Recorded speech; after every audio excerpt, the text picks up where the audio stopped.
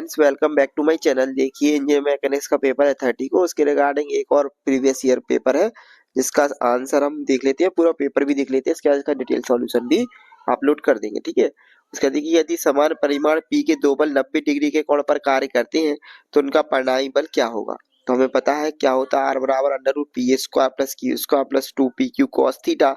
ऐसे P square plus P square, क्योंकि P बराबर क्यू है तो P square plus P square पर 2PP इंटू कॉस 90 की वैल्यू 0 होती है, तो अंडर रूट के अंदर 2P स्क्वायर और अंडर रूट आएंगे तो आएगा root 2P।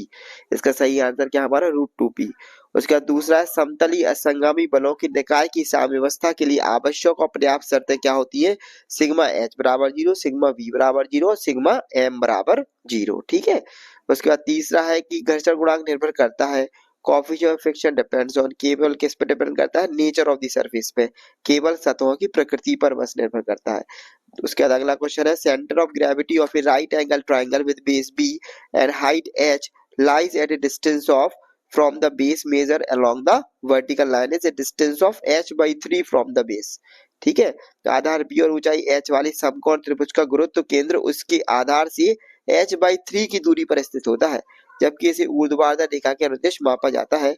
If efficiency of a simple lifting machine is kept constant, its velocity ratio is directly proportional to its mechanical advantage। यदि एक सरल उत्तापक मशीन की दक्षता स्थिर रखी जाती है तो इसका वेग अनुपात सीधे किसके समानुपाती होता है, यांत्रिक लाभ, क्योंकि हमें पता है एफिशिएंसी बराबर क्या होता है, मैकेनिकल एडवांटेज अपन वेलोसिटी रेशियो।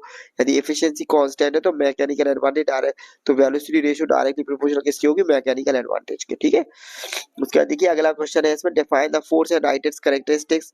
तो फोर्स क्या होता है, फोर्स का डेफिनेशन सभी को पता है, force is an agent which when apply on a body tend to change its position, motion and its shape. ठीक है, एंड इट्स कैरेक्टरिस्टिक लिखना था, तो it has magnitude, it is a vector quantity, है ना, it is measured in newton, it has an point of application, है ना।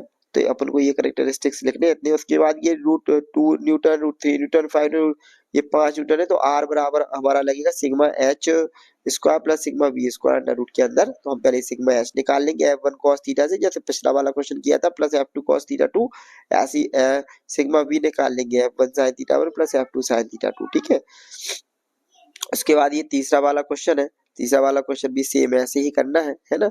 एक समान पहिया व्यास 600 मिलीमीटर तथा भार 5 किलो न्यूटन का है, एक दृढ़ आयताकार ब्लॉक जिसकी ऊंचाई 150 मिलीमीटर है के विरुद्ध रखा गया है। इसमें हमें क्या लेना है, मूवमेंट का क्वेश्चन है, मूवमेंट से सॉल्व करना है इसको। ठीक है, उसके बाद तीसरा state the Lami's theorem, Lami's theorem इसमें है।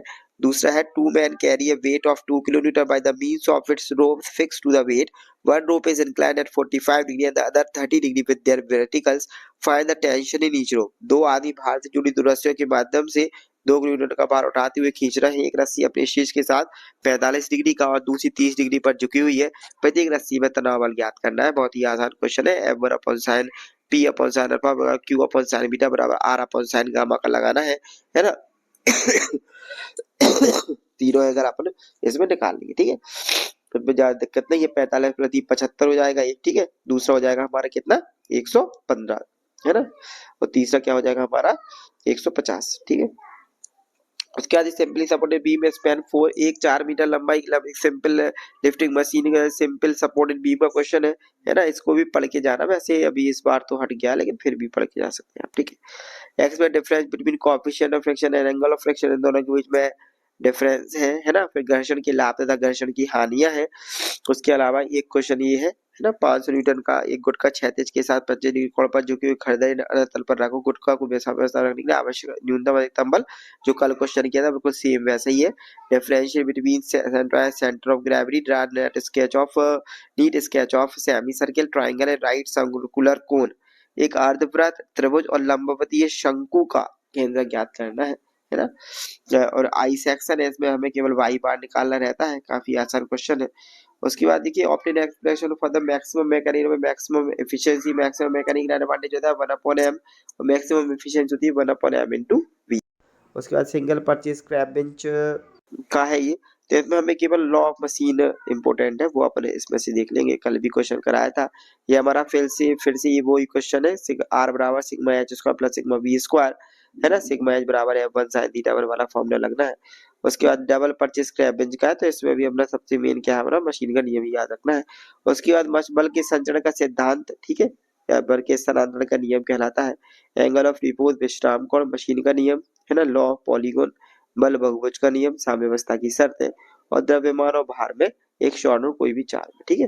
तो ये आपका पेपर है पुराना, ठीक है, जो भी अभी ऑब्जेक्टिव इसके इंपॉर्टेंट है। बाकी जो भी क्वेश्चन अगर आपको लगे कि नहीं आएगा तो बता दीजिए, उसका वीडियो बना दी जाएगा, ठीक है। चैनल पे बने रहने के लिए बहुत बहुत धन्यवाद। चैनल को सब्सक्राइब करें, वीडियो को लाइक करें, शेयर करें, कमेंट करें, है ना? सभी के साथ शेयर कर दीजिए जिनका एग्जाम है। बहुत बहुत धन्यवाद चैनल देखने के लिए। जय श्री राम।